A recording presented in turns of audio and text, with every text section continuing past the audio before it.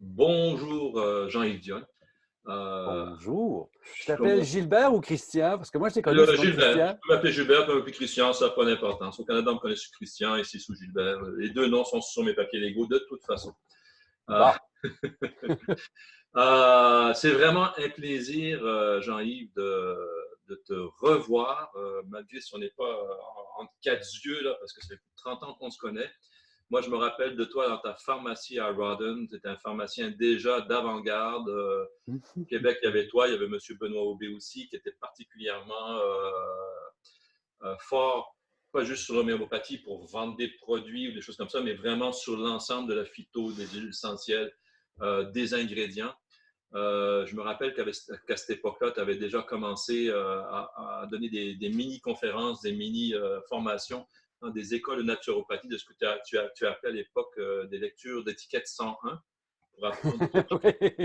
à lire Hey, les ça me remonte à étiquettes. longtemps, ça, là. Ben oui, ça remonte longtemps, ça. Puis à partir de là, tu as commencé le côté plus éducatif dans lequel je t'ai vu commencer à prendre un malin plaisir à écrire des textes, des monographies pour des compagnies où tu rentrais beaucoup plus en profondeur sur le côté vraiment thérapeutique des produits que sur le marketing des produits. Écoute, Ouais, ça, c'est le bout qui m'a jamais intéressé, ça. ouais. Et ça, c'est ce qui m'a toujours fasciné. Je ne savais pas, il y a quelques minutes avant l'interview, tu me disais que tu avais une formation aussi en musique.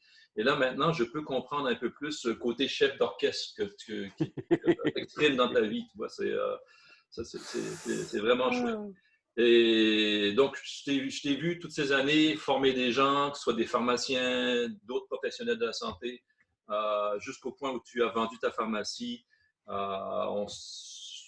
Je t'ai vu partir ton blog, tes différentes activités, je t'observe de loin. C'est vraiment un plaisir de voir cette continuation dans un choix de vie. C'est un choix de carrière aussi différent. C'est un choix de vie Mhm. différent. Euh, et ce qui me fascine, c'est que finalement, tu en es arrivé à la cétose. Et comment tu es arrivé à l'alimentation cétogène? C'est une question que je me pose et je ne m'y attendais pas parce que tu étais quelqu'un qui résistait un petit peu tout ça, j'ai l'impression, pendant un certain temps. Euh, oui, oui, résister peut-être. Disons que euh, si on fait un recul aussi loin que ce que tu fais là, depuis très longtemps, je suis à part en termes de nutrition, intolérant au gluten, intolérant aux protéines lactées, là, caséine et autres. J'ai trouvé ça par essai-erreur, diète d'élimination. Et donc, un peu comme par je sais pas moi, par défaut, j'étais faible en glucides, low carb. Mhm. Mais ça m'amenait à perpétuer des problèmes qui sont l'hypoglycémie, par exemple. Oui. Euh, parce que si tu ne manges pas assez de lipides, ton corps est affamé. Mhm. Et moi, je me décrivais comme quelqu'un qui avait tout le temps faim. Je me levais la nuit pour manger. Là. Oui. Et arrivent, bon, des gens comme toi, des gens comme Evelyne Bourdieu-Roy, des lectures, Tim Noakes, tous les grands bons de ce monde-là, là, Stephen Feeney et compagnie, où je grappille, je gratouille, je fais tout le temps ça. Moi, je me fais une tête avant de parler. Et arrive une rencontre lors d'un congrès. On est à l'automne 2017. Je rencontre Evelyne Bourdieu-Roy lors d'une conférence. Et c'est drôle parce que les deux, on a vu que l'un et l'autre, on présentait au congrès. Puis les deux, on s'est dit, ben, je veux le rencontrer ou je veux la rencontrer. Elle parlait du CETO, de ses découvertes empiriques sur les maladies inflammatoires, sur toutes sortes de choses. Elle dit pourquoi il n'y a pas plus de recherche là-dessus. Et le congrès, c'était sur la douleur chronique. Moi, je parlais de produits naturels, puisque c'est mon dada, tout ce qui est Oui. non brevetable, plantes médicinales, nutrition et compagnie. Et à jaser avec elle, je dis, regarde, moi, j'aimerais faire une expérience. J'aimerais faire le CETO strict, mais pas juste le faire, le publier. Et Mhm. c'est là où j'ai décidé de, tant qu'à le faire, je vais le faire parfaitement. Je vais publier mes résultats sanguins. D'ailleurs, tu as commenté plusieurs de mes posts là-dessus, je me rappelle. Tu Euh, m'avais surpris quand tu étais parti dans cette eau sans rien dire. Ben, c'est ça. J'ai fait les prises de sang et moi, je suis ce qu'on appelle un hyper responder. Là, si tu vas sur Cholesterol Oui, Code, là, oui. mes lipides sont dans le plafond. Ils ont toujours été élevés, mais mes ratios sont tellement beaux, je n'ai pas d'inflammation, etc. Donc, mais pour certains médecins, je vais me tuer. Là. Mm. Alors, je l'ai fait. J'ai publié mes résultats avant 3 mois, 6 mois. J'ai présenté lors d'un congrès mes résultats à 6 mois. Et après ça, je suis parti en vacances en me disant, regarde, je vais prendre la bière, je vais m'amuser. Ben, toujours pas de pain, pas de patate parce que. Alors, puis au retour des vacances, ben, hey, j'étais mieux avant. OK. Alors maintenant, ça fait plus que 2 ans, puisque la journée clé, c'était le 4 février. Et je Félicitations. suis redevenu quelque part, strict à la maison, modéré, peut-être un peu plus la fin de semaine, puis je me promène comme ça. Mhm. Mais je reste là parce que je me sens mieux. C'est aussi simple que ça. Ah oui. Ah oui. Voilà. Alors, l'idée de le faire et de le publier comme ça, c'est un peu pour. Bon, je te dis tout de suite que je n'ai pas réussi, mais c'est pour sortir de cette notion de, tu sais, mon étude est meilleure que la tienne, là, puis tu es un charlatan parce que même si tu as un bagage scientifique comme ça, des études, j'en ai lu je ne sais trop combien, ça en est presque mon métier, et je suis un peu fatigué d'avoir toujours des gens qui ergotent en disant qu'ils savent mieux, mais qu'en réalité, ils ne font que véhiculer les préjugés. Alors, j'ai plongé dans le bain, je l'ai fait, puis voilà les résultats. Et je suis encore en vie, c'est drôle, hein? Oui, Je c'est ne suis pas fantastique. Ben, mort. la cétose nutritionnelle, c'est vraiment un état qu'il faut vivre en premier pour pouvoir vraiment en parler. Ça, Tout à fait d'accord avec toi. puis ça, Tout à je fait le vois d'accord. maintenant avec toi, je trouve que tu as rajeuni. Tu es beaucoup plus beau qu'avant. Tu souris tout le temps maintenant depuis tout à l'heure. Ouais, peut-être. Si tu me permets, à un moment donné, tu m'avais dit qu'il y avait quand même eu une inquiétude par rapport à Alzheimer, par rapport à tes parents. Bon, Euh, dans les motivations de faire et de continuer, oui, il y a la notion de l'Alzheimer qui est de plus en plus décrit comme le diabète de type 3, qui est une forme de résistance à l'insuline au niveau de la membrane hémoméningée et du cerveau, ce qui fait que le cerveau s'affame et meurt, littéralement. Ma mère est morte de ça, son père est mort de ça, fait que j'en ai beaucoup dans ma famille. J'ai jamais fait le test de génétique parce que ça ne m'intéresse pas. C'est pas parce que tu as le gène que tu vas le développer, c'est pas parce que Exactement. tu ne l'as pas que tu ne le développeras pas. Mais étant donné qu'il y a des très, très belles recherches sur les huiles MCT, sur la cétose, dans des cas de déclin cognitif, dans des cas d'Alzheimer, qui ne sont pas des grosses études à grand déploiement, mais qui sont fort intéressantes. Ça, c'est l'autre point, je vais y revenir, mais assez pour me convaincre que ça vaut la peine de continuer, ne serait-ce que pour protéger mon cerveau et être là à dire des niaiseries dans encore 30 ans. Et un des aspects, c'est ça que je voulais revenir, c'est Oui, qu'un des aspects du monde des produits naturels qui me fascine, des approches différentes comme la cétose nutritionnelle ou d'autres, c'est le manque de données à grande envergure. oui. Pour une et simple raison, il n'y a pas de budget. C'est pas payant pour personne que les gens se mettent à manger et être en meilleure santé. C'est payant pour la personne, mais pas pour quelqu'un qui a un produit à vendre. Venant du monde pharmaceutique, tout est basé sur le potentiel de profit. Oui. Ce que les professionnels de la santé ne veulent pas voir. Alors, quand tu te fais dire par un pharmacien ou un médecin que c'est une petite étude, il y a juste 100 personnes, oui, mais elle est tellement significative que les chiffres sont renversants, oui, mais on ne la regarde pas. En même temps, tu fais ta minute, là. Si tu me dis ça, tu es en train de me dire qu'une étude n'est valable que si le budget vient avec. Alors, une étude de 3000 personnes sur un médicament, c'est plus convaincant qu'une étude de 100 personnes sur une approche que les gens peuvent faire eux-mêmes. Oui. Il y a un vice de forme derrière. Ça n'a pas d'allure, ça. Les gens sont, puis dans mon monde, c'est souvent ça, les études ne sont pas bonnes, ne sont pas bonnes de bonne qualité, sont hétérogènes, blablabla. Oui, mais il n'y a pas d'argent, il n'y a pas de capital derrière. Les gouvernements sont pas prêts, sont bien plus prêts à investir dans le coronavirus que d'investir sur la santé de la population. Oui. Ben oui, de toute façon, parce que maintenant, les facultés ou universitaires à travers le monde où les études sont faites, elles vont chercher leur financement principalement dans des compagnies privées. Absolument. En grande Puis partie. d'ailleurs, soyons méchants 2 secondes. Les facultés, là, peu importe le domaine, c'est devenu des machines à faire de l'argent.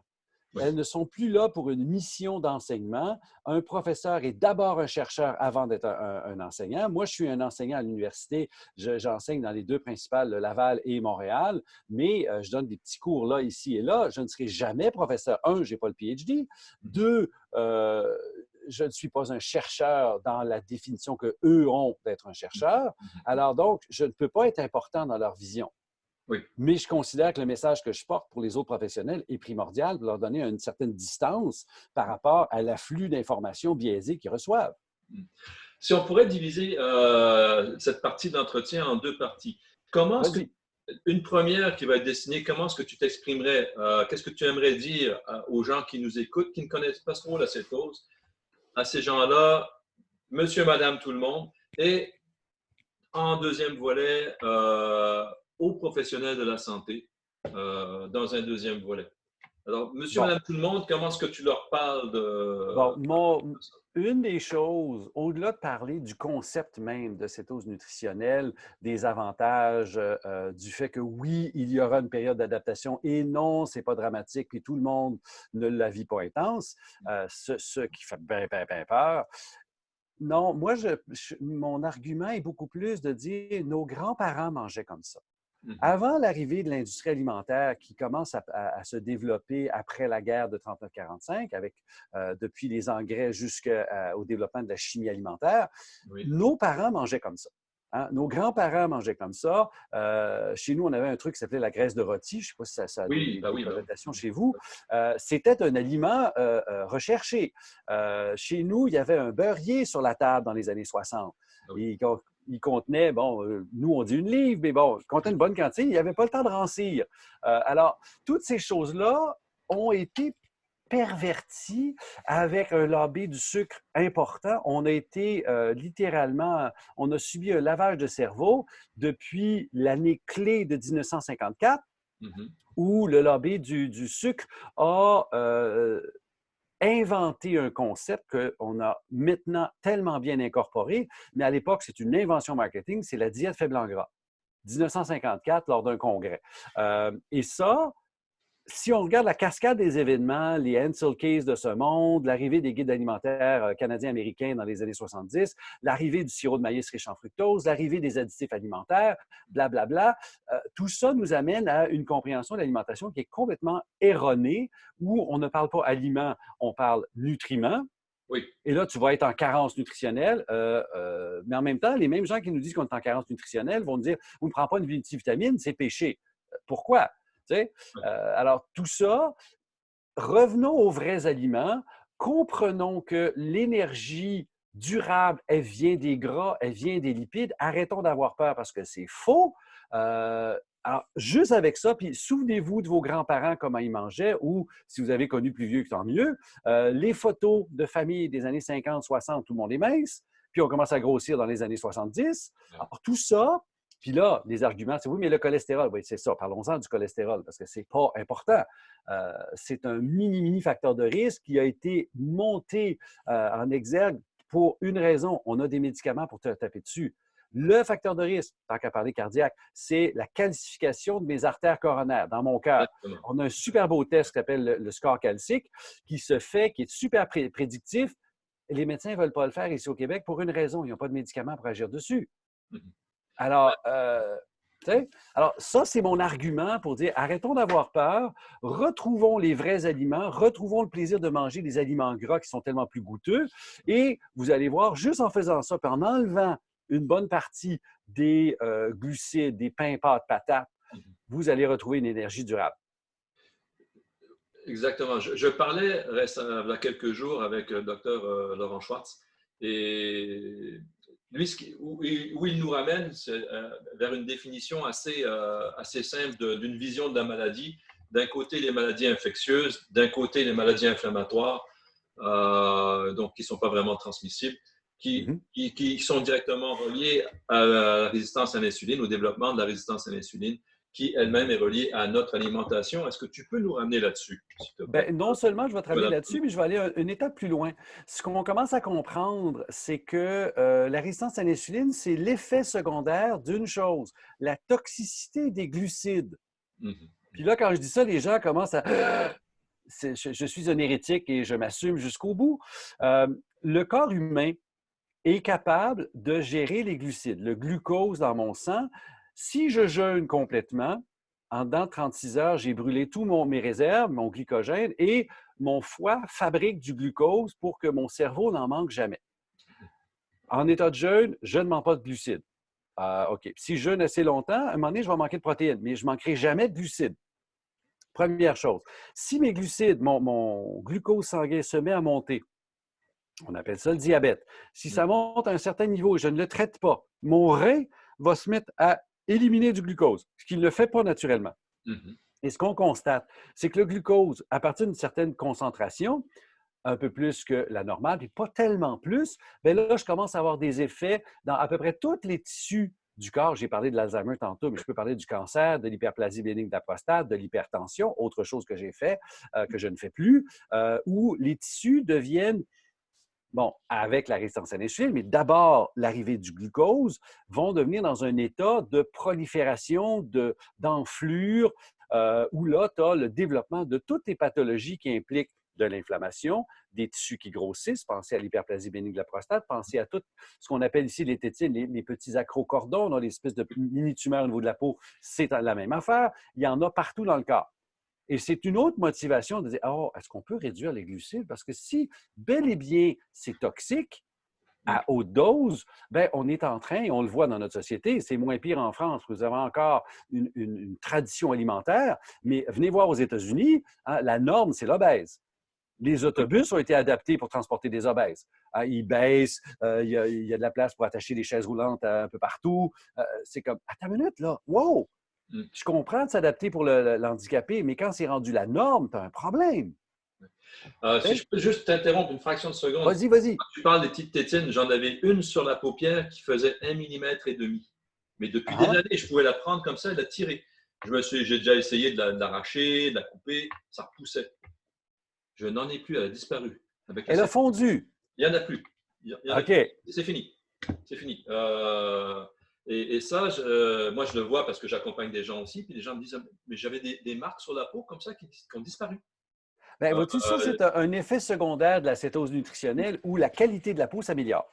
Hein, tu m'as taquiné en disant que j'ai rajeuni, là, mais c'est carrément vrai. Là. La peau, oui. La texture de la peau s'améliore. Les gens qui ont la peau sèche, elle se normalise. Les gens qui ont la peau grasse, elle se normalise. Puis il y a toute une physiologie qu'on peut utiliser et expliquer. Mais on constate que ce qu'on voit sur la peau, l'état de santé s'améliore à tellement de paramètres. Ouais. On n'est pas fait pour manger du pain 3 fois par jour. Point. Ça devrait être un aliment de luxe. Au niveau énergie, comment tu te sens maintenant? Bon, moi, je me sens... j'ai 2 réponses. La première, c'est j'ai une énergie qui ne tarit pas. C'est-à-dire que je n'ai plus les creux typiques de la personne qui fait de l'hypoglycémie et qui mange tout le temps vers 10h30, 11h le matin, puis vers 4h, 4h30 le soir, où là, il fallait manger, et même le soir autour de 22h. Ça, c'est parti. OK? L'énergie est là. Okay. L'autre réponse, c'est que par un hasard, j'ai attrapé une collection de virus il y a 1 an et quelques.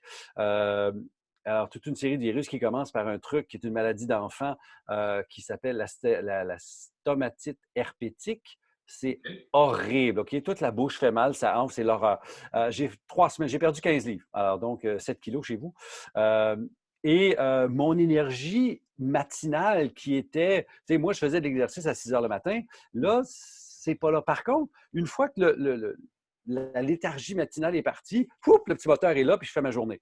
Mais ça, c'est les relents, puis ça commence à partir. Puis c'est vraiment une notion virale où mon corps a de la misère à partir de ça. Puis j'ai eu des gens autour de moi qui ont vécu les mêmes choses, puis ça prend 1 an et demi à partir. Donc, c'est pour ça que en ce moment, je ne peux pas te dire c'est blanc ou noir. Il y a vraiment une réalité. Mon corps est en train de se défaire de cette affaire-là. Ça fait 1 an, là. C'est février l'an dernier. Si tu n'aurais pas été en cétose, ce serait peut-être beaucoup plus pénible pour toi, fort probablement. Peut-être, probablement. Moi, j'ai fait des folies pendant ce temps-là aussi, fait que ça n'a pas aidé. Mais toujours est-il que... ça va surprendre les gens parce que tu as tellement l'air d'un ange. Oui, bon, disons que les cordes sont bien cachées. Mais c'est ça. Alors oui, l'énergie est là parce que quand mon petit moteur est parti le matin, là, j'arrête le soir. J'ai plus de creux, j'ai plus d'urgence de manger. J'ai toujours un appétit énorme pour quelqu'un de ma grandeur et de ma grosseur, mais je n'ai pas cette urgence de manger où avant ça, je me digérais l'estomac. Oui, parce que l'acétose nutritionnelle t'amène à carburer sur tes lipides, sur ton gras corporel, en fin de compte. Et ça, comme c'est disponible, c'est tout le temps.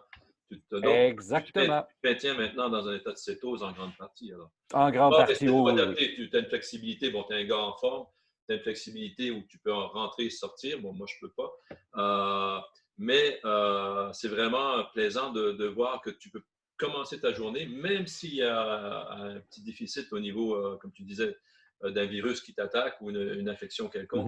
Mhm. Malgré tout, une fois remis en route ton petit moteur, tu passes à travers ta journée Ah sans oui, puis en avoir ce moment, faim, je fais sans une perte de tournée de concentration. conférence. Oui. Je fais une tournée de conférence au Québec et on n'est jamais sorti de là avant 10h, 10h30. Le temps de revenir chez soi, c'est pas évident là, en termes de durée de journée, mais le lendemain, on repart, puis l'énergie est toute là. Ah, ça, c'est chouette. Au niveau des conférences, est-ce qu'elles sont orientées grand public ou aussi pour les professionnels de la santé? Comment ça se passe? Comment est-ce que tu gères le public, grand public? Pour Est-ce- l'instant, Oui. étant donné qu'il y a tellement de braquage de la part des autorités, des groupes de pression, des ci, des ça, des ordres professionnels, je ne suis pas très vocal au niveau professionnel. Je n'ai pas beaucoup d'événements. J'en ai eu un au printemps dernier, j'en ai un qui s'en vient là, puis c'est ponctuel. Ce que je fais, c'est surtout du grand public. Et moi, j'apporte, je fais ça avec une amie qui est pas du tout scientifique, c'est une animatrice de radio. Et elle a perdu 70 livres, donc à peu près 34 kilos, là, ce qui est assez impressionnant. Mhm. Moi, j'ai presque pas perdu. Hein, j'ai perdu 5 kilos max. Là. Je vais te donner un C'était pas le. scoop. Je vais te donner un scoop. Moi, tu te rappelles quand on s'est connus? Bon, Oui, tu étais t'étais pas là. rondouillard, là. Mais je suis monté jusqu'à 110 kilos, Jean-Yves. Ah, d'accord. Et moi, je suis pas grand, là, je fais 1m70. Je roulais tout seul. Maintenant, je dois être entre 60 et 65. OK. Ben, moi, je suis à 85. Oui, on n'a pas le même gabarit non Eh plus. non, Entraîne. je fais 1,80 là. Ouais. Mais bon, toujours est-il qu'au niveau professionnel, je fais des événements plus à l'intérieur de congrès et comme ma spécialité, c'est le monde des produits naturels, bien là, je vais parler des embûches, je vais parler du rôle du magnésium, des choses comme ça. Là, le prochain, si j'ai confirmation, j'attends confirmation, je vais parler de la gestion des médicaments quand on tombe en cétose.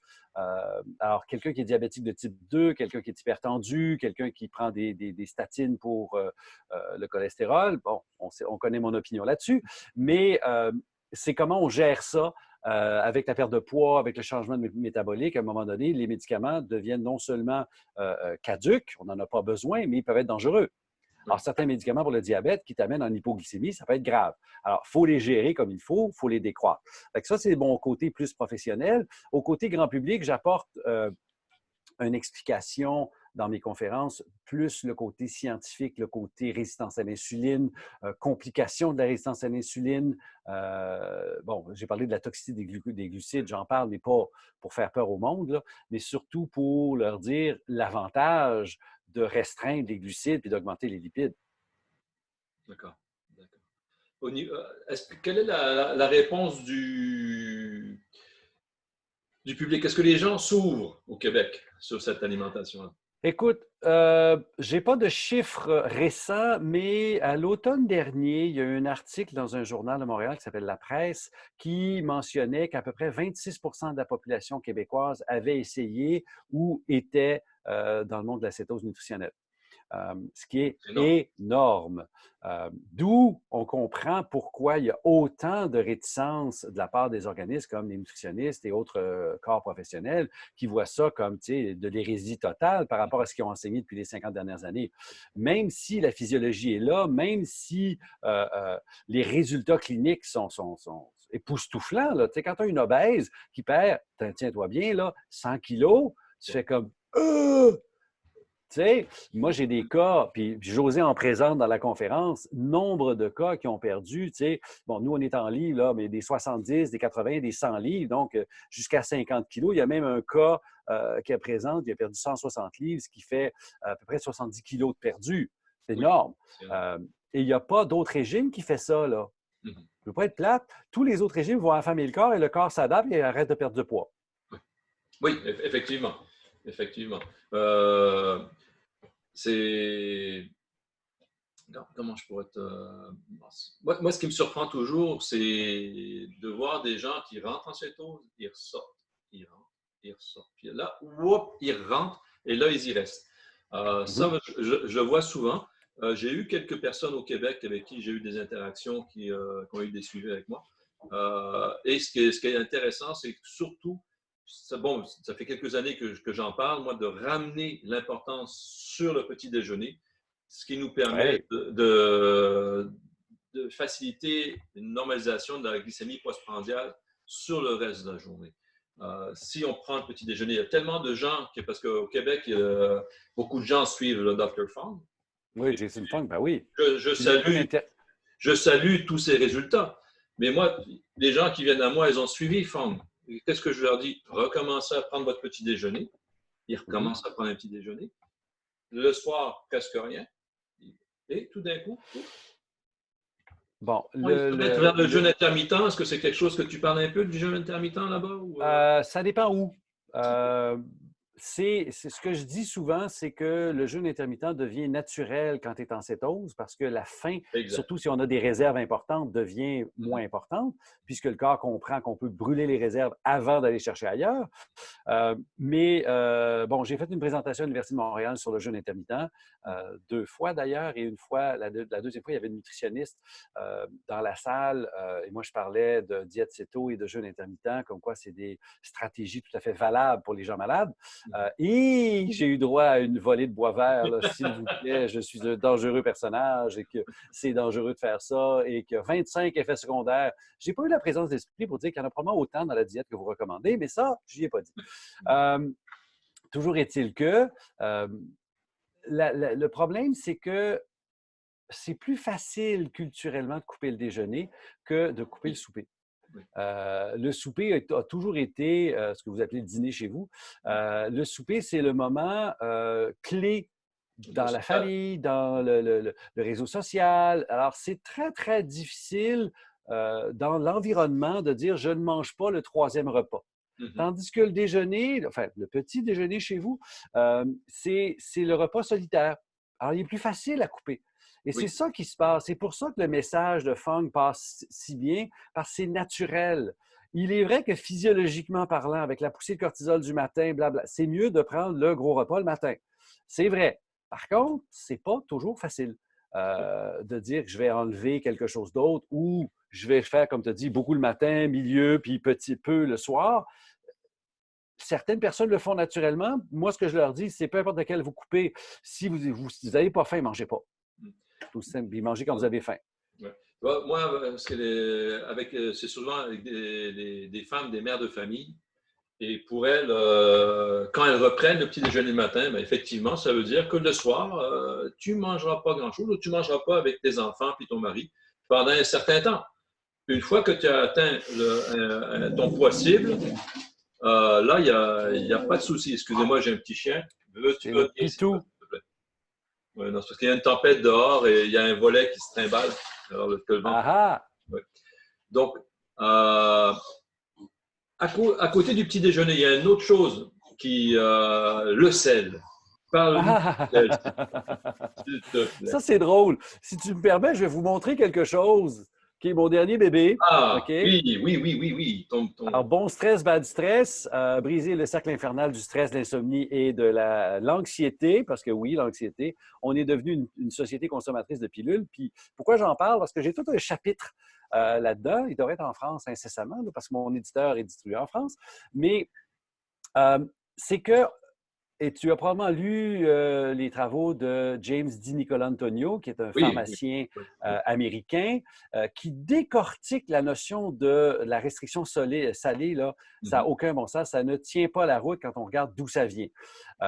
Alors, de couper le sel, puis encore là, je vais revenir à ce que nos grands-parents mangeaient. C'était méchamment plus salé qu'aujourd'hui. Ah, bah oui. Et ces gens-là n'en sont pas morts. Ils sont tous morts de d'autres choses. Mais peu importe. Le sel, si je le coupe ou je le restreins, comme on se fait dire de faire, comme quoi c'est donc dangereux, ça va donner la maladie cardiaque, ce qui n'est pas vrai, bien, ça m'amène à un état potentiellement dépressif, hypotendu. Mon système dopaminergique, le système de satisfaction de mon cerveau est à plat, donc je suis toujours à la recherche de satisfaction. Mon insuline est moins efficace. Mes hormones, estrogène, testostérone, etc., sont moins efficaces. J'ai des envies de sel, surtout quand je suis fatigué. Alors, le sel est un minéral, le sodium est un minéral essentiel.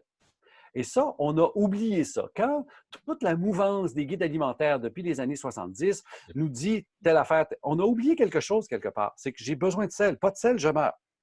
Je n'ai pas besoin de sucre. Je l'ai dit tantôt, le foie en fabrique.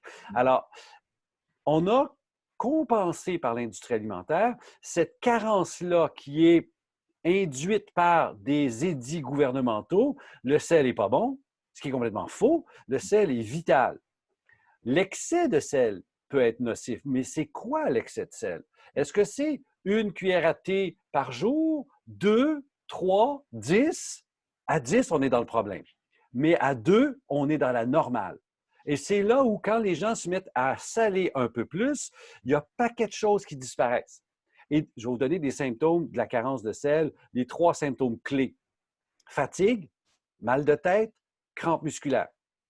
Puis on commence à peine à dire aux sportifs, prenez du sel, prenez des électrolytes, parce que vous allez avoir des problèmes, surtout si vous faites du sport de haute intensité l'été.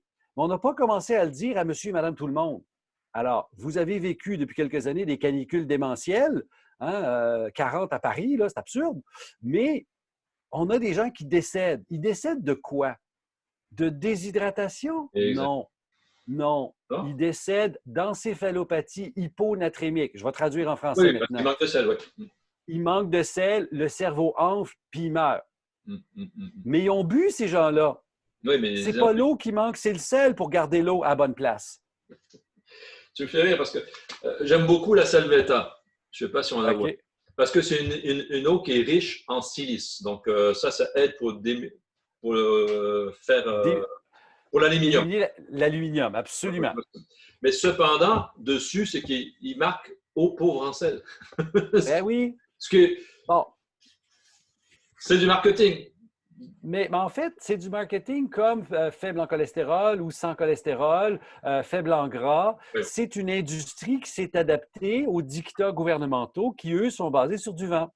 Alors, le sel vient de 2 grands activistes aux États-Unis, un néphrologue, puis l'autre, je ne me rappelle pas quoi, qui ont convaincu leurs congénères que le sodium est un minéral difficile à éliminer par le rein. Ce qui est faux. C'est non seulement faux. Explique-nous ça. Ouais. Bon, c'est que le rein contient des pompes spécifiques pour les minéraux, pompes à sodium, à potassium, etc. Et la plus active, c'est la pompe à sodium. Et elle n'est pas, comme la plupart des gens pensent, pour augmenter l'élimination. Elle est pour retenir le sodium. Donc, on élimine l'urine, enfin l'eau, puis on retire le sodium pour le garder, justement parce qu'il est essentiel. Alors, le rein est d'une efficacité extraordinaire pour conserver le sodium. C'est pour ça qu'on survit à 1500 mg de sodium, quand en réalité, on devrait être quelque part entre 3 et 6 tous les jours. Grammes. Oui. 3000 à 6000 grammes, enfin 3000 à 6000 milligrammes, donc 3 à 6 grammes de sodium par jour. Alors ça veut dire 2 cuillères à thé et plus de sel dans votre journée. Et ça, c'est souvent ce que je dis aux gens. Prenez le temps de prendre une cuillère à thé, mettez-la sur une balance de cuisine pour avoir une idée dans l'œil de ce que ça a l'air. Parce que les gens, ils pensent que ça comme ça, puis j'ai salé. Non, non, non. Nos ancêtres salaient beaucoup plus que ça, comme tu disais tout à l'heure. Pour une bonne et simple raison, c'était un agent de conservation. Aussi. Fait qu'en partant, l'aliment utilisé, le lard, le poisson, il y avait plein d'aliments qui étaient salés. Les légumes bon, maintenant, on appelle ça des lactofermentations, mais à l'époque, c'était une méthode de conservation où tu mettais le légume cru dans de la saumure, fermé, pauvre pendant 1 mois, puis il était bon après, mais il était salé. Alors, il y a plein de choses comme ça qu'on a oubliées. Les olives, c'est toujours dans la saumure ou presque. Oui. Tu sais?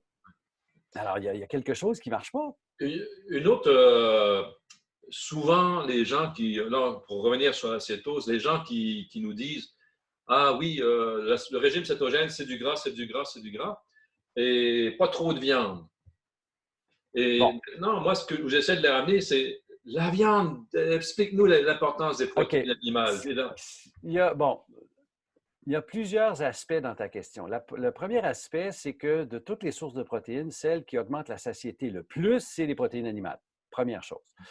Deuxième chose, à cause de cette mouvance-là qui commence au même moment, on mange des nutriments pour oublier les aliments, on nous fait peur avec la notion de manger trop de protéines. c'est exact. Ça existe, manger trop de protéines, mais faisons des chiffres un petit peu. Je vais m'amuser dans les deux tales. Un, les gouvernements ici nous disent qu'on devrait manger 0,8 grammes de protéines par kilo. Oui. OK.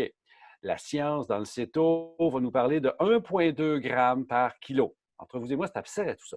La toxicité, si je mange trop de protéines, c'est 3,3 et plus. À 3,3, c'est encore sécuritaire. Alors, faisons un petit calcul rapide. Je pèse 80 kilos, un peu plus. Faisons des chiffres rapides. Si je mange 3 grammes de protéines par kilo, ça veut dire que 3 fois 8, 24. Donc, je mange, ça fait 240? Non, ça ne marche pas cette affaire-là. Oui, c'est ça. 240 grammes de protéines pures. Maintenant, revenons en arrière pour comprendre. Une viande va contenir entre 15 et 25 de protéines. Donc, mon 240 grammes de protéines en viande va me donner à peu près 1 kilo, plus Oui. ou moins. Oui. Alors, manger 1 kilo de viande, c'est beaucoup. C'est vraiment beaucoup. Et ce qu'on oublie dans cette arithmétique-là, c'est qu'on ne mange pas la protéine pure. Le seul qui va tomber en toxicité de la protéine, c'est le culturiste qui s'enfile des shakes de protéines un après l'autre et qui ne mange rien d'autre. Quand on mange des vrais aliments, ma viande en question, ou le modèle que vous aimez, il y a toujours autre chose avec. Des lipides, entre autres. Et ce sont cette proportion de carburant que sont les lipides et ou les glucides dans le mode d'alimentation occidentale qui permet de métaboliser tout le reste. Et si je mange que des protéines, ce qui n'existe pas dans la nature, ça n'existe pas des protéines pures. Je vais avoir un problème. Si je mange un aliment qui contient, ou même qui est riche en protéines, j'ai les nutriments qui viennent avec. Et c'est pour ça qu'en céto, on va parler de la prépondérance des lipides, parce qu'elle est là, ma source d'énergie. Oui. Donc, que quelqu'un soit céto-modéré, céto-strict, céto-carnivore, bonne chance pour manger vraiment trop de protéines, tant et aussi longtemps qu'on est conscient que le carburant, c'est ma source de gras et ça me prend des gras plus que de protéines. Voilà. Au niveau des protéines, parce que la combinaison, on prend un bon steak qui est bien persillé, on a un mélange de protéines et aussi de lipides avec toutes les vitamines Absolument. qui sont là-dedans. Et les gens me disent, mais comment je fais pour savoir ma satiété? Je dis, c'est bien simple. Si c'est une petite dame qui fait 50, 60 kilos, je ne sais pas comment ça fait en livres, tu me le diras. J'ai oublié, même si je l'ai appris. 50 kilos, c'est 110 livres. 100, 2,2. 110 livres. Moi, ce que je leur dis, OK, vous faites 110 livres, donc 50 kilos, prenez un petit steak là, qui va faire 400 grammes. Commencez à le manger lentement. Rien d'autre, pas de légumes, rien. Juste le steak, juste la viande. Et là, vous allez voir, à un moment donné, vous allez caler. Votre corps va J'ai vous plus dire, faim. et là, vous avez peut-être été à 250, peut-être 300. 300, ce serait très étonnant, ça fait jusqu'à 50 kilos. Et c'est de ramener les gens à reconnaître les sensations de satiété, que ce soit au niveau... Et pour le gras, ce que je leur fais faire, à l'inverse de la viande, prenez une cuillère d'huile d'olive, vous en prenez une. Cuillère à soupe. Prenez-en deux. Essayez de prendre une troisième. Si vous arrivez à la troisième, je ne suis pas sûr que la quatrième va passer. Ah, j'aime pas l'huile d'olive, c'est pas grave, faites-le avec du beurre. 10 Du grammes beurre, de du beurre, coco, ce que vous 20 voulez. grammes. Oui, oui, ce que vous voulez. Et là, on ramène les gens à redécouvrir cette sensation de satiété. La même chose au niveau du sel. Et que le sel, le corps, on l'a tellement déshabitué que quand ça prend un petit bout de temps à reprendre le goût du salé, là, on ramène les gens sur des sensations naturelles du corps. Les gens me disent, j'écoute mon corps, puis moi, je leur réponds, mais ton corps, il est bancal. Il va te donner une information bancale. Le retour qu'il va Ah, donner. ça, vois-tu, j'ai une copine nutritionniste qui est une des rares qui a suivi la formation de médecine fonctionnelle. Donc, elle est au-delà de ce que la plupart des gens vont comprendre. Et elle va dire la même affaire que tu viens de dire là. Les nutritionnistes utilisent la notion des signaux de la satiété. Ouais. Mais ça ne marche pas. Ils ont plein de Ça ne notions. marche pas. Parce que tant que tu es en résistance à l'insuline, ton corps ne sait pas c'est quoi ne pas avoir faim. Moi, je l'ai vécu, je le dis à qui veut l'entendre, je mangeais tout le temps. Je me levais le matin parce que j'avais faim. Ça m'est arrivé plusieurs fois de me réveiller la nuit parce que j'avais faim, mais de ne pas avoir faim, je ne savais pas c'était quoi. Ouais. Alors, la satiété, c'est basé fondamentalement sur les protéines et les lipides. Parce que les glucides, je peux en manger jusqu'à ce que je me défonce. Pour venir sur le deuxième volet, aux professionnels, qu'est-ce que tu leur Oui. dis, les professionnels de la santé? Comment est-ce que tu Bon. vas chercher leur attention? Qu'ils soient Écoute, pharmaciens, diététionniste. pour l'instant, j'ai pas attaqué ce cheval de bataille-là encore, pour la bonne et simple raison qu'il y a tellement de préjugés et il y a une fin de non-recevoir. C'est un peu comme quand tu as trop de préjugés, l'intelligence déconnecte. Ouais. Un peu comme dans le monde des produits naturels, beaucoup de professionnels ne veulent même pas en entendre parler parce que pour eux autres, ça ne peut pas être vrai. OK, fait que je me base sur d'autres choses. Mais quand je peux avoir accès à quelqu'un qui est ouvert d'esprit et prêt à accepter autre chose, la première chose que je lui mentionne, c'est la courbe démentielle de l'augmentation du diabète de type 2. Oui. Au Canada, tenez-vous bien, un adulte sur 3 est ou bien diabétique ou bien prédiabétique. Il est en résistance à l'insuline. Puis là, je leur sors des chiffres en arrière sur le pourquoi, sur les paramètres à mesurer, et que le seul, là, je suis convaincu, le seul régime alimentaire qui renverse le diabète de type 2, c'est le céto. Même le modéré et le libéral à 100 grammes de glucides va éventuellement le faire. Mais il n'y a pas, puis ici, prenons un exemple. On dit du monde nutritionnel que le corps humain a besoin de 135 grammes de glucides par jour. C'est un mythe. Et les nutritionnistes travaillent avec des ratios glucides-protéines, ce qui est basé sur zéro science. Là. Le 135 grammes de glucides, c'est ce que mon foie fabrique naturellement par jour. Je n'ai pas besoin d'y en donner. Je l'ai dit au début, quand je suis en jeûne strict, complet, à l'eau, je n'ai pas d'hypoglycémie. Mon foie fabrique des glucides. Il fabrique à partir de quoi tes glucides, ton foie? Il va principalement à partir des lipides. Parce que la gluconéogénèse, où je génère du nouveau glucose, ça se fait à partir des lipides. Je peux le faire à partir des acides aminés comme la glutamine. Mais le corps ne privilégiera pas les acides aminés, sauf si j'en ai trop ou j'ai plus assez du reste. C'est-à-dire que le corps perçoit les acides aminés comme des blocs de construction, il veut les utiliser, les conserver. Si je suis obligé de les utiliser, à l'exception de la glutamine en supplément, là, qui est d'un autre monde, ça veut dire qu'au niveau métabolique, je suis en train de puiser dans ma structure, pas mes réserves. Parce que je n'ai pas de réserve de protéines.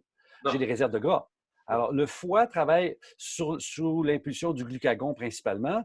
Il va fabriquer du glucose pour que mon cerveau, qui est dépendant du glucose à certains parties, parce qu'il y a une partie qui prend des cétones aussi, ne tombe pas en carence. Mais il est tout à fait équipé pour faire ça. Moi, ce qui m'étonne, c'est le nombre de professionnels de la santé qui, en fin de compte, ont très peu de connaissances. Oui, tu veux rigoler. C'est vrai que maintenant, on nous aurait posé la question, on aurait été bien embêté, on aurait répondu comme tout le monde.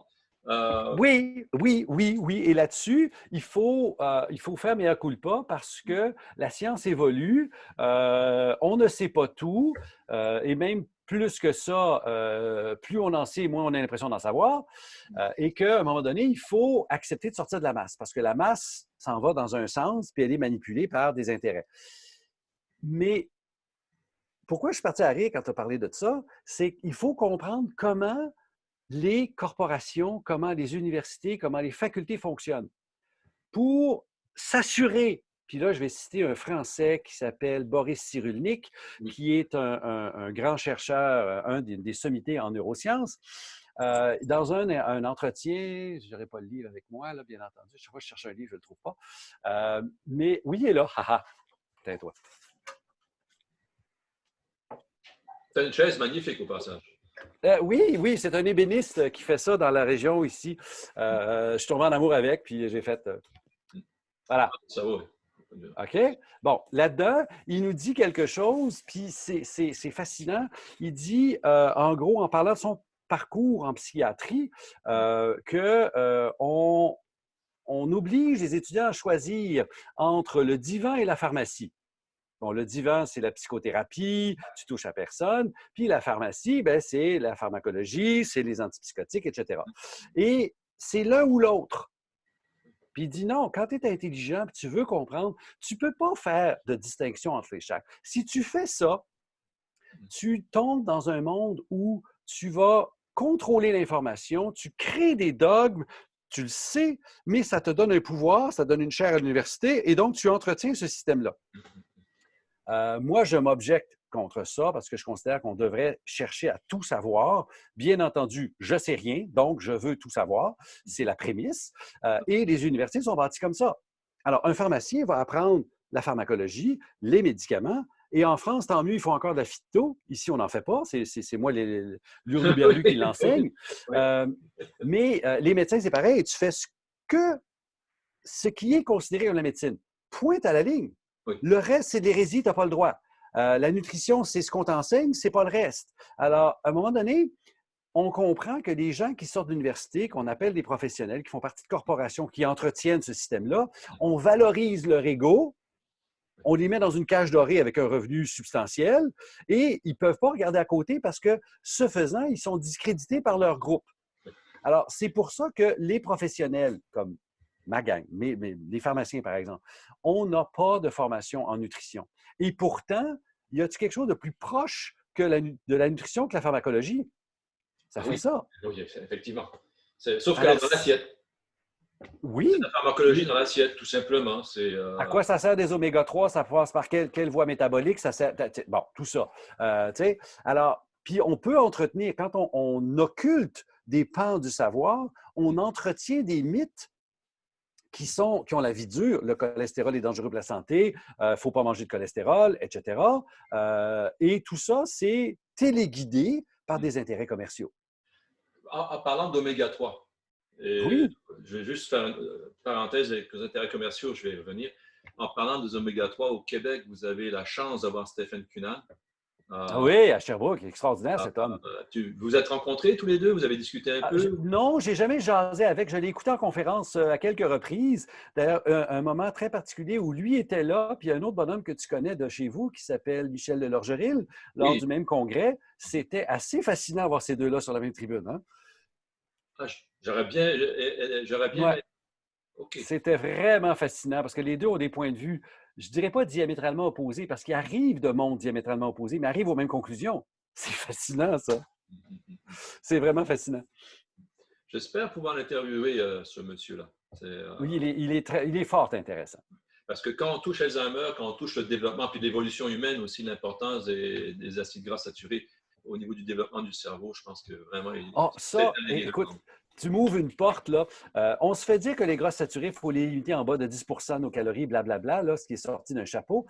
Il y a un chercheur que tu connais qui s'appelle Stephen Phinney, qui est avec son partenaire Jeff Volek, qui ont écrit la Bible, à mon avis, qui est The Art and Science of Low Carb Living, donc l'art et la science de vivre faible en glucides. Mais il a écrit un papier sur le blog de Virta Health qui est renversant parce qu'il fait un constat physiologique. Nos membranes cellulaires, là où on doit avoir du gras, c'est tout fait en phospholipides, en gras. On l'a appris au lycée, la double membrane de phospholipides. Bien, la proportion des gras qu'il y a dedans, là, la moitié, c'est des saturés, un quart, c'est des monoinsaturés, puis un quart, c'est des polyinsaturés. Et normalement, je devrais avoir plus que la moitié de l'oméga 3 dans mon corps qui est là. Alors, Lui dit, à cause de la physiologie, on devrait manger la moitié de saturé, un quart de monoinsaturé, puis un quart de polyinsaturé avec une prépondérance d'oméga 3. Est-ce qu'on fait ça? Non, on se fait dire que les saturés ne sont pas bons. Et cette prépondérance dans l'alimentation, surtout avec le marketing des huiles végétales, c'est-à-dire tout ce qui est extrait de graines. Ah oui, les poisons industriels? Oui, ben, pas juste industriel, même de l'huile de cardamome, même qu'elle est bio, de l'huile de tournesol, même qu'elle est bio, de l'huile de canola, même qu'elle est bio, la proportion d'huile polyinsaturée, en fin de compte, on s'aperçoit de plus en plus que c'est pas tout à fait top. Qu'est-ce que vous t'en es rendu, toi, Bon, j'ai deux réponses pour toi, là. Première chose, c'est que les huiles que tu m'as mentionnées là sont principalement des oméga 6. Hein? Les polyinsaturés, faire la chimie un petit peu avec vous autres, là, un acide gras, c'est 18 carbones de long. C'est comme un petit chapelet. Et à partir du dernier carbone, position 3, c'est un oméga 3, 6, c'est un oméga 6. Mon corps a besoin des deux, c'est des acides gras essentiels, je ne peux pas les fabriquer. Ceci étant dit, l'alimentation qui nous arrive du monde occidental, surtout américain, met une prépondérance sur le 6 avec le maïs, le tournesol, le canola, le colza chez vous, bon, etc. Et il y a beaucoup, beaucoup trop de 6. Puis, erreur, on nourrit nos animaux avec ça aussi. Les bovins ne sont pas faits pour manger du maïs, ils sont faits pour manger de l'herbe. Ceci étant dit, on devrait avoir un équilibre 3-6.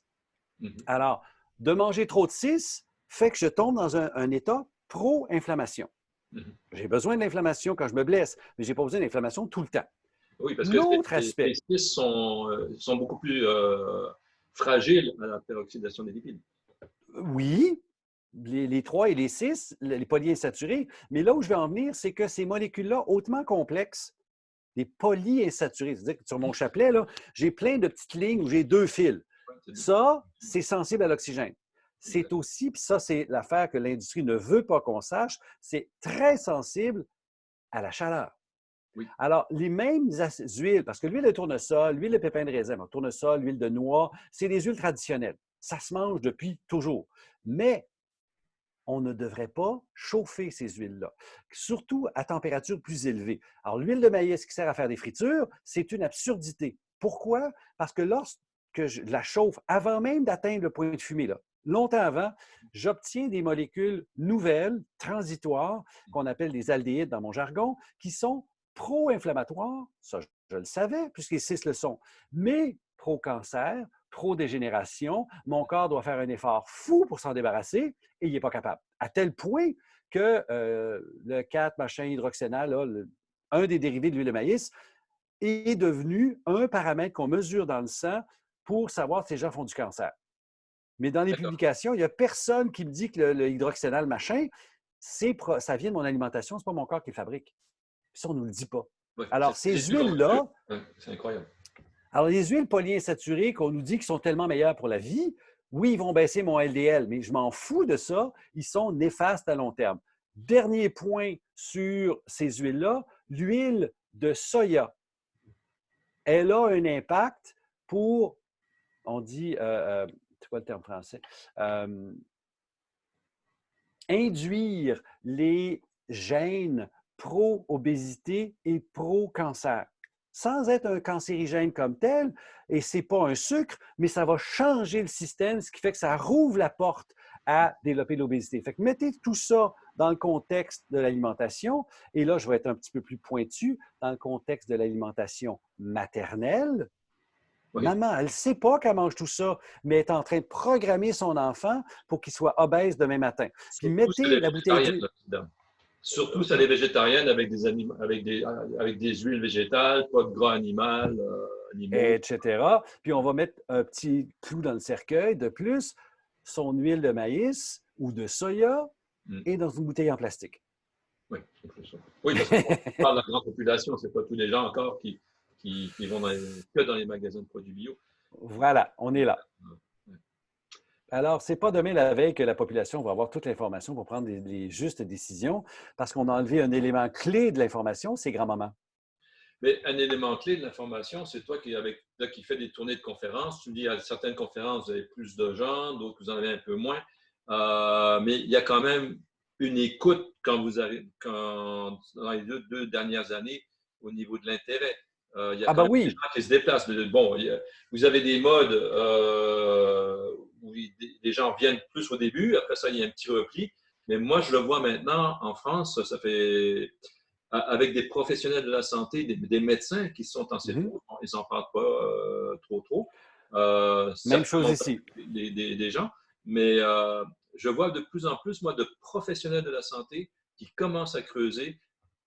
Et la raison majeure pour laquelle ils creusent le plus souvent, c'est qu'eux-mêmes ont eu des problèmes de santé et que les réponses, leur arsenal thérapeutique professionnel était dépassé. Ils n'ont pas trouvé les réponses là. C'est là qu'ils reviennent à la base dans l'assiette. Absolument. Écoute, pour confirmer ton point, j'ai un copain qui est pharmacien et lui a commencé assez tôt. Il a perdu énormément de poids, il a renversé son diabète et là, il est devenu un apôtre de ça. Et là, il raconte des cas de clients dont euh, plusieurs cas de maladies inflammatoires intestinales qui Oui, sont disparus avec la diète céto-carnivore. oui, ben oui. Alors, quand je parlais de la toxicité des glucides, c'est de ça que je parlais aussi, là. Ben Alors, oui. il y a dans le monde végétal des très, très bons nutriments, on ne dira pas le contraire, mais il y a aussi des molécules potentiellement néfastes chez certains. Pensez aux acides phytiques, pensez aux oxalates, pensez à toutes sortes de choses qui vont entraîner des perturbations métaboliques majeures et le corps, cherchant à s'en débarrasser, va essayer de chercher à se débarrasser du tissu atteint. Ça donne une maladie inflammatoire. Ben oui. Hein? Parle-nous donc des oxalates un petit peu. Parce qu'en français, il n'y a pas grand monde qui en jase. Bon, écoute, les oxalates, c'est des acides qu'on a, on parle d'acide oxalique, on les a dans les légumes verts, les épinards, on les a dans la rhubarbe, par exemple, on les a aussi dans plusieurs légumineuses et elles ont deux caractéristiques qui sont problématiques en santé. La première, c'est que ce sont ce qu'on appelle des chélateurs, c'est-à-dire des molécules qui vont attraper un minéral, le bloquer, empêcher l'absorption. Alors, c'est pour ça que les épinards devraient être une bonne source de fer, mais pratiquement, c'est une très mauvaise source parce que les oxalates et les phytates vont les plugger comme ça et les enlever. Ça, c'est le premier problème, le plus évident. Ça réduit l'absorption de beaucoup de minéraux, fer, calcium, zinc, très important. Il y a une belle étude là-dessus où on donne des huîtres à quelqu'un et là, le taux de zinc monte en flèche. On donne des huîtres avec des fèves noires, on donne des huîtres avec du maïs, puis il ne lève pas. Alors, ça, c'est le principe des phytates et des oxalates. L'autre effet, c'est que ces molécules-là, principalement les oxalates, ont une solubilité qui n'est pas si grande que ça. Alors, quand mon corps vient pour les éliminer, au niveau du rein, ils ont tendance à précipiter, se transformer en cristaux. Et ça donne des pierres aux reins ou des calculs rénaux. C'est une des causes importantes et c'est pour ça d'ailleurs que, malgré qu'on ne veut pas nous le dire, beaucoup de végétariens commencent à faire des pierres aux reins. Puis là, on leur dit, non, non, non, il n'y a pas de lien avec l'alimentation, mais oui, il y en a un. Puis habituellement, il y a un certain temps, on s'amusait à collecter les calculs une fois qu'ils ont passé avec la douleur que ça implique pour les analyser. Bien, ici, au Québec, il n'y a plus personne qui le fait. Ah bon? Comme si on ne veut pas savoir. C'est drôle, hein? Oui, c'est drôle. En même temps, on va vous dire que la vitamine C est donc dangereuse parce que ça peut créer des oxalates, mais en même temps, ça aide à les éliminer. Bon. Et les phytates? Ben, les phytates, c'est un peu le même principe. Ils sont présents dans tout ce qui est phyto, hein, plantes. Oui. Ils vont créer, en plus des deux premiers phénomènes, la chélation, donc diminuer l'absorption, et précipiter, donner des calculs, ils peuvent aussi créer des cascades inflammatoires. Il y a quelques recherches intéressantes où on a pris un extrait, le 6, l'IP6, là, qui est un inositol 6-phosphate, qui est un acide phytique, et on l'a utilisé dans un modèle in vitro puis chez les souris comme anticancer. Pourquoi ça a marché comme anticancer? Bon, ça n'a jamais marché chez l'humain en passant. Pourquoi on a réussi à le faire? C'est qu'il génère une réaction inflammatoire et une réaction potentiellement immunitaire où le corps cherche à s'en débarrasser. Et ce faisant, va attaquer les cellules qui étaient dans le passage, donc des cellules cancéreuses. Alors, les acides phytiques, je parlais des gens qui ont résolu des maladies inflammatoires intestinales en enlevant les produits végétaux. Bien, ça, c'est ce qu'on constate. C'est probablement les acides phytiques qui génèrent des cascades inflammatoires qui vont amener à des maladies métaboliques. Une des surprises que j'ai eues, moi, quand j'ai commencé à m'intéresser aux oxalates et aux phytates, et à le mettre en place, certaines recommandations avec les gens qui me consultent. C'est des dames qui, tu regardes leur régime alimentaire cétogène, oui, la viande est là, le poisson, le gras, les lipides, la crème, le beurre et tout. Mais elles ont quand même encore des inflammations au niveau des mains, patati patata, ou du corps, au niveau des articulations, de façon sporadique. Mm-hmm. Puis, je ne sais pas si tu te rappelles, mais le docteur Valnet, Jean Valnet? Il le disait à l'époque. Les Tu me ramènes amandes, longtemps, toi, là? ben oui, les amandes, quelques-unes. Vous ne mangez pas des poignées d'amandes comme on fait là. Eh oui. Et dans un de ses bouquins, il en parle des amandes. Vous les mangez, mangez-en quelques-unes. Oui, puis faites-les tremper idéalement. Ça, c'est pas lui, c'est d'autres mondes qui l'ont dit. Exactement, mais quand est-ce que. Moi, avant, je ne me rappelais pas d'avoir déjà ouvert un sac d'amandes puis pas le finir. Hein? Et ces dames-là, je leur dis éliminez les amandes et les noisettes, éliminez toutes les noix. Eh bien, ça marche. J'ai animé le centre Écozen à Verneuil et on avait quelqu'un qui nous a ramené des noix de Grenoble. Fraîches, c'est délicieux. Ben oui. Bon, elle nous faisait de l'œil, tu sais. Donc, j'ai commencé à en casser une, 2, 3, 4. Et je me suis retrouvé le lendemain matin avec une tendinite au niveau du... comme un tennis elbow, chose que je n'ai jamais eue de ma vie auparavant. Je me dis, non, c'est pas possible. J'ai dû manger peut-être une quinzaine de noix. Donc, j'ai arrêté. Le sac, le gros panier de noix était toujours dans la cuisine. J'ai attendu quelques jours, c'est parti. Une semaine après, je me suis dit, je recommence. J'ai fait, cette journée-là, je n'ai mangé que des noix. Ben là, j'avais 2 tennis elbow. C'est bon, j'ai compris. Ben non, c'est certainement pas les noix, c'est le fait de casser les noix. Oui, peut-être, mais c'est là que je me suis dit, même les noix de Grenoble, si on a des sensibilités particulières, bon, là, tu ouvres une porte. La notion des sensibilités particulières, dans tous les guides alimentaires de la planète, jamais, jamais on va aborder ce sujet-là. Parce que sérieusement, que tu parles de l'approche des lectines alimentaires, là, Gundry et compagnie, puis avant lui d'Adamo, que tu parles de ce que tu viens de dire, les phytates, les oxalates, d'autres, ce sera les intolérances à la caséine. Quand on se met à regarder ça, c'est tellement plus fréquent que ce qu'on veut bien nous dire. Alors, les autorités font « Non, non, ça n'existe pas.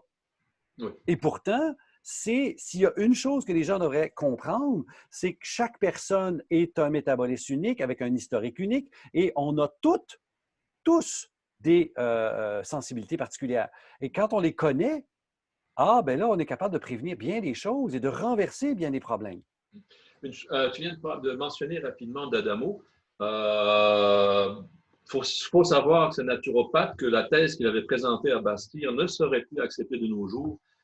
C'est basé sur absolument rien du tout de scientifique. D'ailleurs, le professeur Feynman le dit bien, la diète des groupes sanguins. Les groupes sanguins. C'est un conte de fées. En fait, et ça a été démontré à Toronto par l'université. Très, très bien. 100% d'accord. Mais ce qu'il faut comprendre, c'est que ce n'est pas Peter d'Adamo, les groupes sanguins, c'est James d'Adamo, son père. Son père, oui, c'est son père. Mais lui, okay. il a fait des notions de son père. Mais ce que son père faisait, ça n'avait pas rapport au groupe sanguin. C'était des tests de sang vivant qu'il faisait.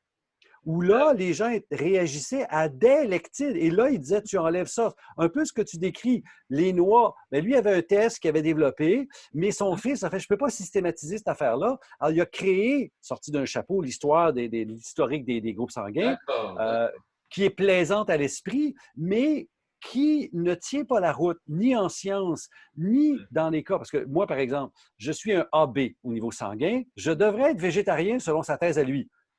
Je suis intolérant aux légumineux, je suis intolérant au blé. Il y a plein de choses que je mange ça, je ne file pas, je mange ça, j'ai mal. Alors, ça ne marche pas sur l'affaire. Et je suis un parmi tant d'autres, comme les exemples. Une autre question que j'aurais que j'aimerais te poser, si tu pourrais élaborer là-dessus. Il y a parce que tu as beaucoup aussi travaillé avec des naturopathes au niveau de participer à leur formation dans différentes écoles. Il y a une chose qu'on entend dans la mythologie naturopathique hygiéniste, c'est ce fameux la viande va vous acidifier et ça va pas être efficace. S'il vous plaît, OK. monsieur Jean-Yves Dionne, s'il vous Bon, plaît, écoute, on donnez-nous la a, bonne parole. dois-je te répéter ce que j'ai dit tantôt, plus on en sait, moins on a l'impression d'en savoir. Euh, Écoute, il y a deux phénomènes qui sont confondus dans ce discours-là. Le premier phénomène, c'est l'équilibre acido-basique que mon corps gère au niveau du rein. Plus je mange d'aliments qui génèrent des déchets acides, plus mon rein va les neutraliser avant de les éliminer. Et donc, mon urine va fluctuer entre 7 pH neutre et 5, 4,5 selon ce que je mange. Ça, c'est un phénomène connu, c'est un phénomène tout à fait correct, naturel. Et oui, si je mange plus de viande, mon urine va devenir plus acide. La Est-ce que question, ça c'est est-ce que change c'est dangereux? l'homéostasie du corps? C'est là où je m'en vais. La question, c'est est-ce que c'est dangereux? On ne répond pas tout de suite. L'autre chose, l'autre phénomène, qui lui n'est pas mesurable par un test facile comme la salive ou l'urine, c'est la gestion de tout ça au niveau intracellulaire. Et plus je mange des aliments riches en glucides, plus je mange végétal, plus mon corps a besoin de gérer ça dans la cellule, particulièrement au niveau de ce qu'on appelle la mitochondrie. Et la mitochondrie, c'est ma petite usine électrique qui est là pour fabriquer de l'énergie qu'on appelle de l'ATP. Mais ce faisant, c'est un peu comme un foyer ou un poêle à bois fait en bois. Il génère des étincelles qu'on appelle les radicaux libres. Et ces radicaux libres-là peuvent attaquer la structure même de ma cellule ou de ma mitochondrie, un peu comme si mon foyer était fait en bois puis je brûlais du bois dedans. Chaque étincelle pour aller attaquer le bois. Alors, il va donc déployer des ressources énormes pour neutraliser ça. On appelle ça des antioxydants. Alors, j'ai des ressources. On appelle ça glutathion, catalase. Il y en a toute une collection. Le problème, c'est que plus je mange glucidique et végétal, plus je génère des radicaux libres, plus j'ai besoin d'utiliser mes ressources pour les contrer. Donc, la nature étant bien faite, les aliments végétaux contiennent des antioxydants. On pense à la vitamine E, au bêta-carotène, etc., vitamine C. Mais je suis toujours dans cette espèce d'équilibre précaire. Et c'est là que l'acidification, là, est pertinente. Par contre, prenons le scénario inverse. Je mange principalement des lipides, je mange peu de glucides. Là, ma génération de radicaux libres réduit. Mes membranes cellulaires, qui sont des lipides fragiles à l'oxydation, on l'a dit tout à l'heure quand on a parlé de l'huile oméga-6, sont protégées parce que je n'ai plus ces radicaux libres. Et je génère tellement, je produis tellement, j'utilise ou je mange tellement de lipides que si j'ai un bris, je le répare tout de suite. Donc, au niveau intracellulaire, quand je suis riche en lipides, pauvre dans tout le reste, ben là, mes cellules sont alcalines, entre guillemets, et le processus, moins d'oxydation, moins d'utilisation de mes oméga-3, tout ce qui était primordial il n'y a pas très longtemps devient « Ah, j'en ai besoin, mais ce n'est pas si urgent que ça ». Alors, ce phénomène-là, qu'on ne peut pas mesurer, à moins d'être en laboratoire, d'aller faire une biopsie et chercher des cellules, lui tient la route. Mais ce qui est paradoxal, c'est que si je mange une alimentation céto-acidifiante, mes cellules deviennent anti-cancer, les travaux de Seyfried et compagnie. Acidifiante au niveau de l'urine, pas au niveau du De reste du l'urine. corps. Et voilà. Donc, on a deux phénomènes qui passent l'un par-dessus l'autre et on en a utilisé un seul pour valoriser le fait de manger des légumes et d'avoir une diète alcaline. Mais si j'ai une diète alcalinisante, il me manque de protéines. Et là, ça vous donne ces végétariens blafards qui se traînent la patte, qui n'ont pas d'énergie, mais qui sont donc alcalins, tu sais. Voilà. Oui, effectivement. C'est d'ailleurs tout le propos du docteur Laurent Schwartz dans son dernier livre, La fin des maladies. Il explique cette augmentation, grosso modo, la perte de notre potentiel oxydoréducteur qui entraîne une alcalisation de la cellule et quand celle-ci, un cancer ne se développe pas ne se développe plutôt que si la cellule est alcaline en haut de 7,2. En deçà de ça, elle ne se développe pas. Parce qu'il y a une augmentation de la pression, justement, par les radicaux libres et tout ça. Donc, il nous ramène sur des processus physiques d'augmentation de la pression intracellulaire, comment relié à la perte en électrons. Puis c'est dit autrement, c'est des travaux de Thomas Seyfried aux États-Unis qui dit que le cancer est une maladie métabolique. Fried et Laurent ont écrit certains articles ensemble, d'ailleurs, Bon. sur ce sujet. D'ailleurs, ils ont fait une présentation à Paris en 2017. C'est là que je les ai rencontrés. Oui. Il y avait Jean-Jacques Trochon aussi, que j'aimerais beaucoup te présenter, qui était l'organisateur de ce symposium Rethinking Cancer en 2017. Ils vont le refaire, je pense, aux États-Unis cette année, en 2020. Je vais te tenir au courant là-dessus. S'il te plaît, oui, intéressant. À voir. C'est ça, il y a beaucoup de gens qui tiennent un autre discours, c'est juste qu'ils n'ont pas la parole, alors on ne les écoute pas. Oui, puis des gens comme Laurent Schwartz, ils devraient être en contact avec quelqu'un comme toi. Je vais vous mettre en contact tous les deux Avec plaisir. Parce qu'il va être à Montréal bientôt, dans quelques semaines. Là, il retourne à Montréal. Ouais, on va aller voir ça. Oui. Qu'est-ce que je pourrais te poser d'autre comme question? Mais ça fait déjà pas loin de 2 heures qu'on est ensemble. Là. Ah oui, maintenant que tu t'as rajeuni, tu es tout beau. Là. D'accord, oui. Tu es déjà bien sur la case départ, t'en fais pas. Bon, d'accord. Bon. Non, mais tu n'étais pas aussi souriant. Moi, je me rappelle de toi vers 20 ans. Tu avais un stress que là, on ne voit pas. Tu vas me dire. Oui, j'étais aussi propriétaire d'une pharmacie. Ça génère du stress, ça. Oui, ça génère du stress.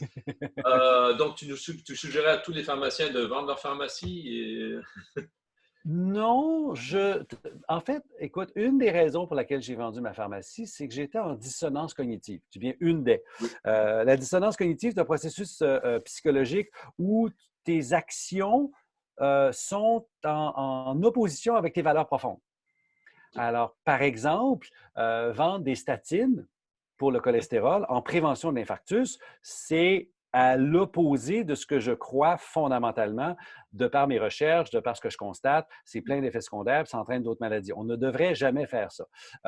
Traiter de l'anxiété, mon livre que je vous ai montré tantôt, avec un médicament quand on ne se pose pas les questions pourquoi, ça vient m'agresser profondément.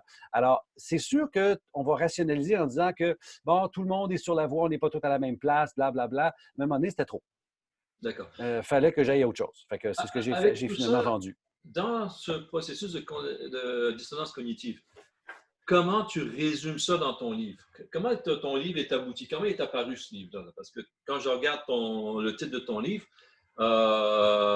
ça nous amène pas... Mon pitch publicitaire encore, tiens, Flac. Oui, non, mais je veux que les gens voient. Parce que tu ne parles pas nécessairement sur la page couverture, comme tout le monde fait, régime cétogène pour vendre un bouquin. Non, j'en parle pas du tout. J'en parle pas du tout. Ce que je fais, écoute, il est arrivé grossièrement. Bon, c'est la deuxième incarnation. J'ai écrit plein de choses sur le blog dont tu as parlé, qui s'appelle mon nom, jydion.com, le Franchement Santé, dans des articles de journaux un peu partout. J'ai écrit sur le stress, sur la physiologie, sur certains produits naturels, sur différents aspects. Et à un moment donné, ça se tient tout ça, là. Fait qu'on a concocté un concept qui s'appelait fatigue, stress, insomnie, qu'on a développé. Et là, j'ai eu d'autres choses qui s'est présentées, contact avec un éditeur, puis là, j'ai fait, attends une minute, non, moi, je suis rendu tellement plus loin que ce premier concept-là, je vais aller au bout de mes recherches. Et c'est là où le lien entre la glycémie et les troubles anxieux, le lien avec la carence en sel et la dépression, le lien avec les additifs alimentaires et les troubles de l'humeur, les troubles d'hyperactivité, d'inattention, etc. Tout ça, c'est dans le bouquin. Donc, si on dit d'emblée la glycémie qui fait des yo-yo est une source de stress, est une source d'anxiété, bien, sans dire c'est tôt, je propose tout un volet alimentaire qui dit, en gros, mangez des vrais aliments, fiez-vous sur les lipides, coupez les glucides, enlevez les 4 P, blablabla. Alors ça... Les 4 P, les 4 P, pain, pâtes, patates, pâtisserie ou aliments sucrés. Alors, c'est vraiment le volet alimentaire... Plus de petits gâteaux vachons? Oh, parce que les gens en France vont savoir c'est quoi des gâteaux vachons. On va dire plus de madeleine. Plus de madeleine. Plus de croissants ou chocolatine ou peu importe. Là. Combien de mois ça va nous taillir, là? Non, c'est clair. Puis les petits yaourts, là, chez vous, là, 99% sucre. Non, ben, c'est tout ça. Mais sans nécessairement le dire. Alors, c'est une façon de passer l'information pour ne pas tomber dans le clivage de la société. Le céto est dangereux, le céto est bon. C'est beaucoup plus de dire, vous avez un problème, trouvez des réponses. En voici quelques-unes. Puis la nutritionniste copine qui est la formation en médecine fonctionnelle, on a déjà lancé l'idée d'un volet 2 qui serait le guide pratique. OK. Alors, c'est clair que les recettes vont être céto, là. Oui, oui. Mais là, tu tires les grandes lignes sur des choses qui peuvent intéresser les gens, en fin de compte, sur différents aspects de ce qui peut générer Oui, du stress dans le corps. absolument, autant physiologique, psychologique, situationnel, mais d'abord de développer la résilience organique au stress. Et ça commence par la bouffe, ça commence par une glycémie réduite, ça commence par augmenter mes oméga 3, tout ça avec une science tout à fait solide pour dire aux gens, écoutez, ça commence à votre assiette. Pourquoi au Québec, on est les champions, puis en France, vous n'êtes pas loin derrière, des consommations d'antidépresseurs, de tranquillisants, parce que notre bouffe n'a pas d'allure. Mhm. Cherchez pas en dehors. Oui, les cellulaires, c'est agressant. Oui, puis j'en parle des ondes électromagnétiques, mais d'abord, mon corps est mal nourri. Ouais. Ça commence par ça. En fin de compte, c'est de réapprendre à se sustenter, comme dirait un de mes amis. Absolument. C'est très bien dit. Ouais, quel est l'essentiel? Souvent, les gens me disent, ah oui, mais les desserts, c'est tout. Non, si tu es rendu que tu veux du dessert, bon, dans une fête, c'est une chose. Mais si tu es rendu que tu as besoin d'un dessert, c'est que tu n'as pas mangé ce qu'il fallait. La densité nutritionnelle de ton assiette n'était pas là. C'est comme les collations. Si tu Hum. as besoin de prendre une collation, c'est parce qu'il manquait de gras dans ton assiette. C'est aussi simple Et que ça. ouais, c'est tout. Tu manques d'énergie. Voilà. Parce qu'au niveau du sucre, quand tu parlais de glycémie tout à l'heure, c'est quoi? C'est 4-5 grammes de sucre dans le sang tout le temps? De À glucose? peu près, oui. C'est tout. Donc, quand on rentre, les gens ne réalisent pas souvent qu'une tranche de pain, c'est l'équivalent d'un carré de sucre, grosso modo. Plus. Oui, plus, même 5-6 Une grammes. tranche de pain, là, bon, dépendant du pain dont on parle, mais la portion qui est 2 tranches de pain ici dans nos guides alimentaires, c'est 27 grammes de glucides nets, Puis, qui est quel que rendu à soit le 5 pain, qu'il carbs. soit bio, qu'il soit Ah, céréal, ça n'a pas d'importance. J'ai une de mes clientes, c'est très drôle. Cette cliente-là, son pain, c'est bien important. Puis après, elle a fait un effort pour partir du pain blanc pour aller à un pain de meilleure qualité. Et elle a pris les 2 étiquettes. On l'a fait ensemble, là. Hum, Il y a la hum. même quantité de glucides dans les deux. Oui. Sauf que le Le pain blanc, 27, il est moins glucidique. Ça, c'est des recherches sur lesquelles je suis tombé. Il a moins d'impact que le. ça dépend du pain en question. Ça dépend comment il a été fait. Mais en partant, la farine blanche blanchie, la collection d'additifs qui ne sont pas sur l'étiquette, c'est à faire peur. Oui. Alors, au Canada, il y a une vingtaine d'agents de blanchiment qui sont permis pour blanchir la farine qui ne sont pas sur l'étiquette. Il y en a un qui, moi, me fait friser, c'est pas peu dire. C'est le peroxyde de benzoyle. Le peroxyde de benzoyle, va dans une pharmacie, prends un produit pour l'acné, puis c'est dedans. Ça n'a jamais, jamais été étudié oralement. C'est topique. Puis on le met dans le pain. D'accord. OK? C'est assez impressionnant là, ce qu'on permet dans l'alimentation. C'est incroyable, ça. C'est incroyable. Est-ce que vous touchez un peu le. On entend beaucoup parler du microbiote ces 2-3 dernières années. Est-ce que vous touchez un petit peu à ça dans vos conférences ou pas encore? J'en parle dans la conférence, pas du tout. Si ce n'est pour glisser certains mots, mais ce n'est pas le but de la conférence. Puis écoute, la conférence, ça dure 2 heures, incluant une pause, puis on est 2 à parler. Fait que j'aurais de quoi remplir la conférence tout seul. Dans mon livre, j'en parle aussi un petit peu pour faire des liens. OK. Je ne suis pas rendu à m'attaquer à ce dossier-là, entre autres parce que, tu sais, on parlait d'information qui est erronée. La notion que le nutriment du microbiote, c'est essentiellement les fibres. Merci. C'est que c'est pas faux. C'est faux que c'est le seul. Oui, oui. Ça, pour Tu moi, sais? c'était un grand 180 degrés réalisé intellectuellement. Après ça, à l'expérimenter, parce que tu parlais de céto-carnivore tout à l'heure. Moi, je suis maintenant graduellement avec la cétose nutritionnelle. Ça m'a amené vers le céto-carnivore, mais je ne suis pas dogmatique. Si quelqu'un met de la salade, des choses comme ça, je vais en manger. Pommes de terre, non. Mais Oui, mais les frites, c'est tellement bon. oui. Mais, alors, si quelqu'un me dit ça, les frites, c'est tellement bon, je leur dis OK, mais faites-les dans la graisse de bœuf. Ah oui, absolument Ça d'accord. va être Puis, meilleur. Puis ça rend. historiquement, là, McDonald's, c'est ça qu'ils faisait. Oui, oui. Bon, anyway. Les frites belges, c'est comme ça. n'ose espérer, mais les pauvres Belges, tu verrais leur supermarché, là, c'est un peu Mais triste. bon. Euh, OK, je vais garder mon préjugé d'abord. Jean-Yves, ça a été vraiment un plaisir de m'entretenir avec toi. Euh, c'est amusant que nos regards se recroisent comme ça maintenant, après toutes ces années, toujours dans ce Mhm. focus d'éducation de l'autre. Moi, je viens, comme tu le sais, de la nutraceutique, qui grosso modo m'a amené à être malade.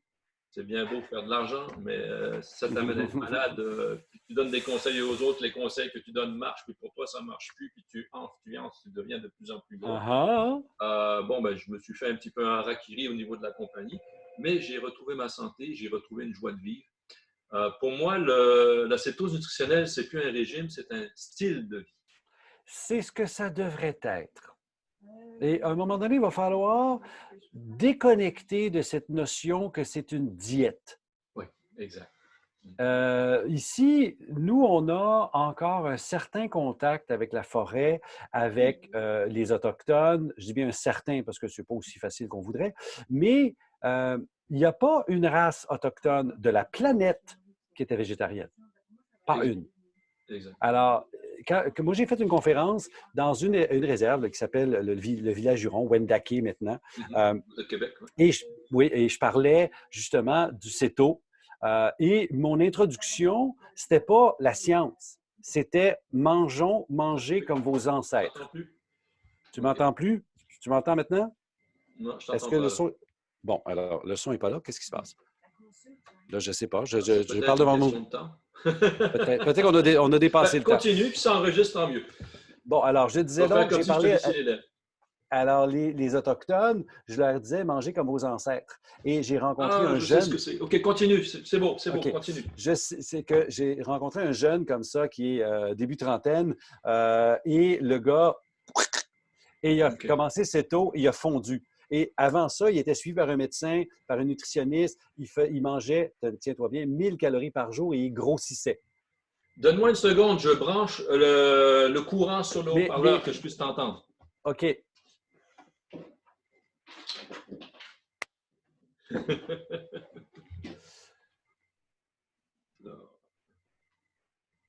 Excusez-nous pour cette difficulté technique qui ne sera que temporaire.